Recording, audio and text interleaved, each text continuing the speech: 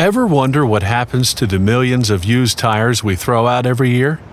Well, you'll be relieved to know that burning tires is a thing of the past. Today's tires are often given new life as rubber mats. Some are even big enough to cover whole arenas. Now that's recycling.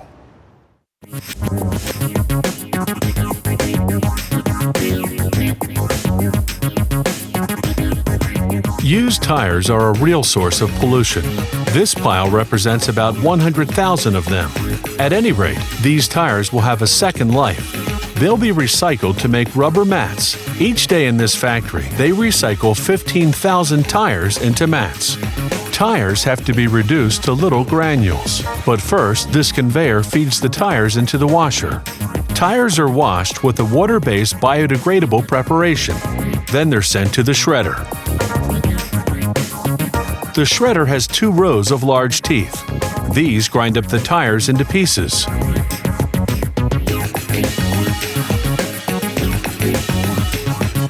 This shredder is able to cut up almost 1,000 tires an hour. They come out as fairly good-sized pieces of tires, which are then shredded a second time.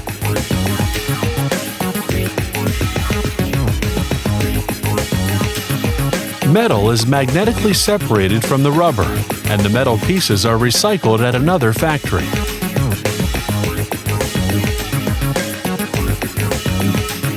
Other components of the tires, such as fiberglass and nylon, also have to be separated. They use a sifter to get out unwanted rubbish.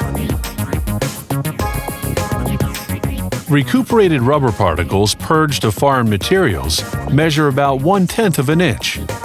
Some 16 tons of tire particles are piled up in this recycling depot. But the particles are still too large to be used. They're sent to a secondary shredder supply tank where they'll be reduced even further. This tractor feeds the secondary shredder. Grinding action produces a kind of rubber powder.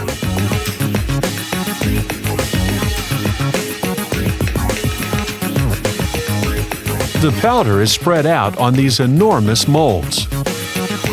This mold has a length of 23 feet and a width of 4 feet. Thickness varies according to the product being made. The molds filled with rubber powder are stored in this loading magazine of the press. Once full, the molds are sent to the rubber mat press.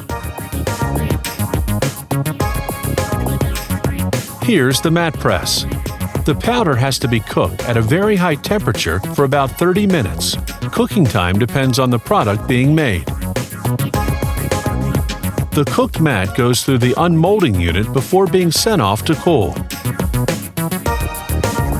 The rubber mats are still extremely hot.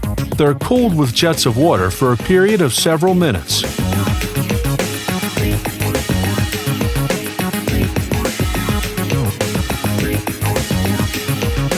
The cooled mats can now be sent to the next department.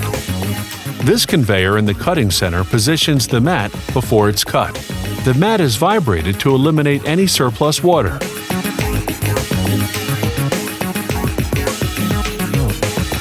Each rubber mat is now cut up into 3 pieces.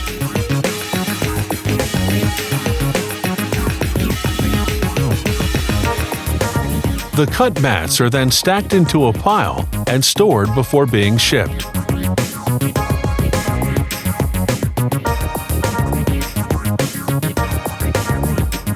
The company also makes mud guards. These are fabricated the same way as the preceding mats. After having been cooled in water, but while they're still warm, they remove the surplus rubber. This operation is called notching.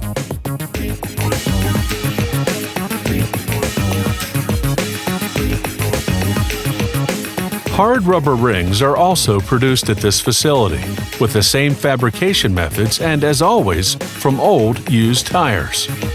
Over a 12-hour period, this facility makes no less than 12,000 rubber mats from old recycled tires. This translates into good news for our environment.